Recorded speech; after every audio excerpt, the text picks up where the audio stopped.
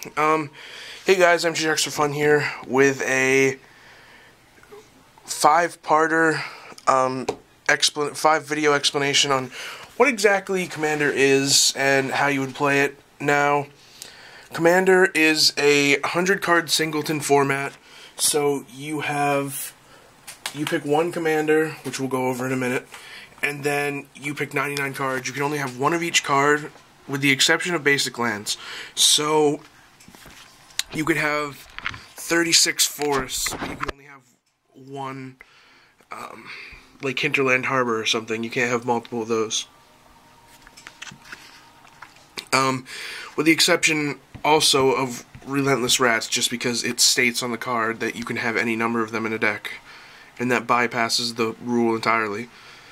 Now, what I'll do is I'll show you a few generals, and then I'll explain like what their type of deck is. So we've got Niv-Mizzet here. He is a 4/4 for 6 legendary creature, dragon wizard with flying.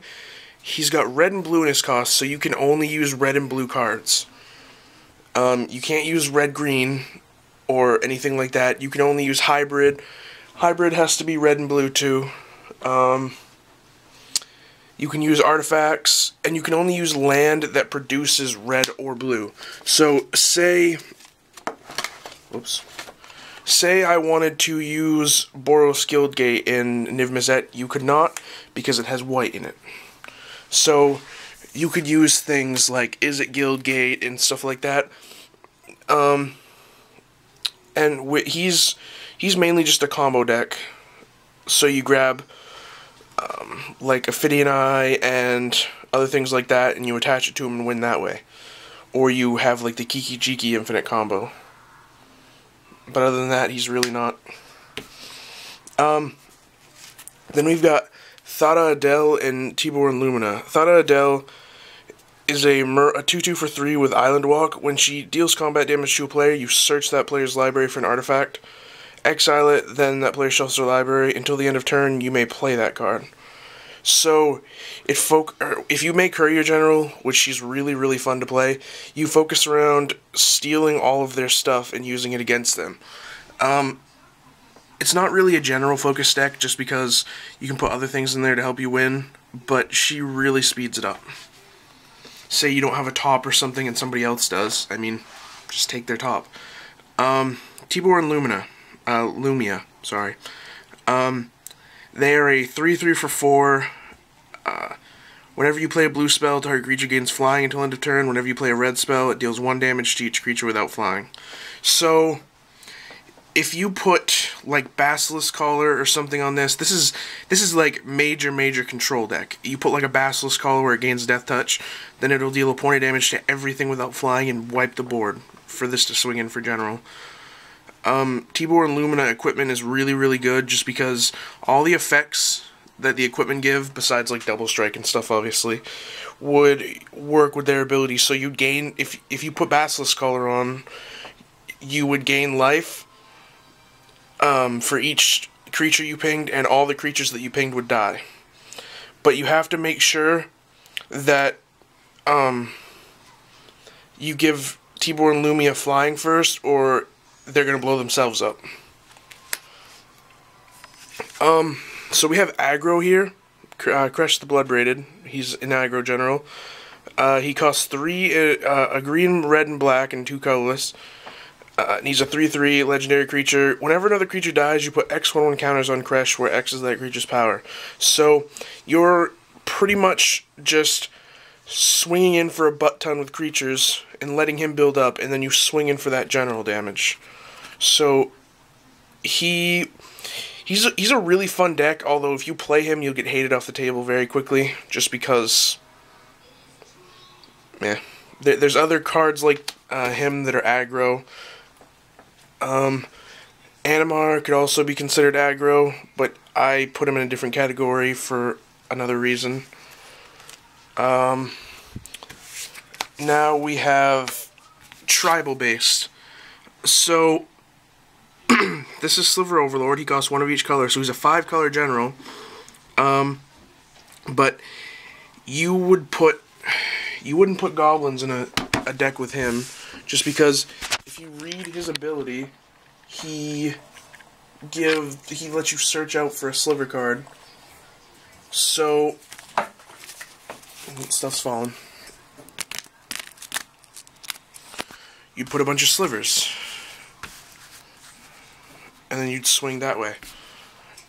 I mean, it's really not that hard to determine.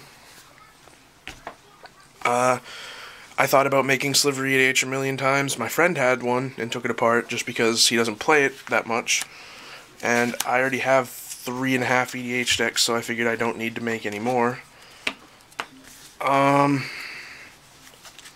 So yeah, if you have a goblin general like Krenko, you would put goblins in there. Because if you put elves in there and try to use his ability, well, first of all, you couldn't put elves because elves are green mostly. But if you try to use his ability, he wouldn't get counted for any of the elves, just because they're not goblins. So that's tribal. Now, there's a really weird type of commander that a lot of people play just for fun. And it's group hug commanders. So you could play him, you could play the 5-color one, I can't think of his name, but whenever he deals combat damage to a player, that player gains control of him.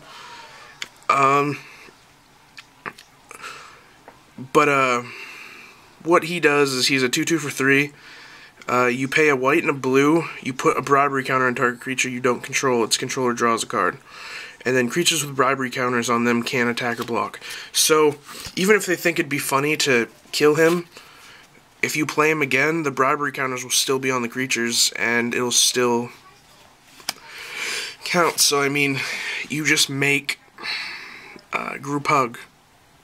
Just put, like, at the beginning of each player's upkeep, that player draws additional cards. You put, like, Howling Mines and stuff like that in there. You're not going to win, but you're going to help other people win. So this is a really good deck to play in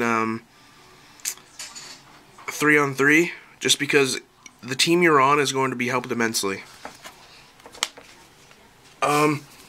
You could also go, like, I suppose this would be tribal too, because it'd be druids, but creature base. You need druids to use his ability. I mean, he's not particularly that amazing of a general, but...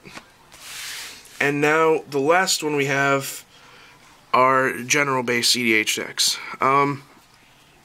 General-based EDH decks, like Talrand, what Talrand does is she lets you draw...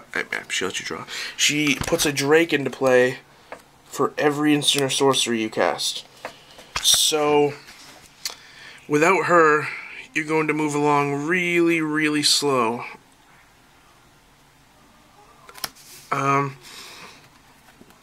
And Krenko, like I'd mentioned before, you put goblins in, but to really win, you need him out to make more goblins.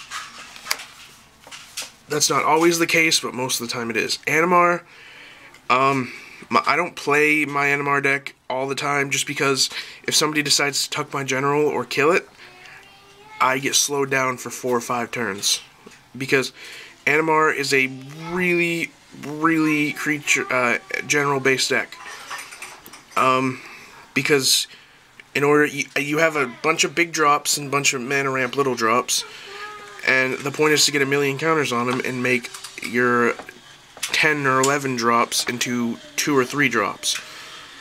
And if they do that, you have to pay full cost if they kill it, you have to pay full cost for everything, and it just isn't really that good. And the last one that I have in this category is Drana Clastrier Bloodchief. Now, keep in mind, I'm just showing you examples of each type. I'm not showing you every single commander, because if I did, this video would be like an hour and a half long. But, I'm showing you examples of each. Now, Drana isn't always a general-based EDH deck, depending on what you have in the deck, but most of the time she is. So, because you just burn off all the creatures. I mean, she's removal and a creature and a beatdown in one. So, I mean, she's really, really strong. I don't really know what to say. You wouldn't play Vampire Tribal with her. You'd play Vampire Tribal with Anawan or something. But, yeah, that was the first part of the videos that I'm going to be doing here. I release one part each day, probably. Thanks for watching, guys.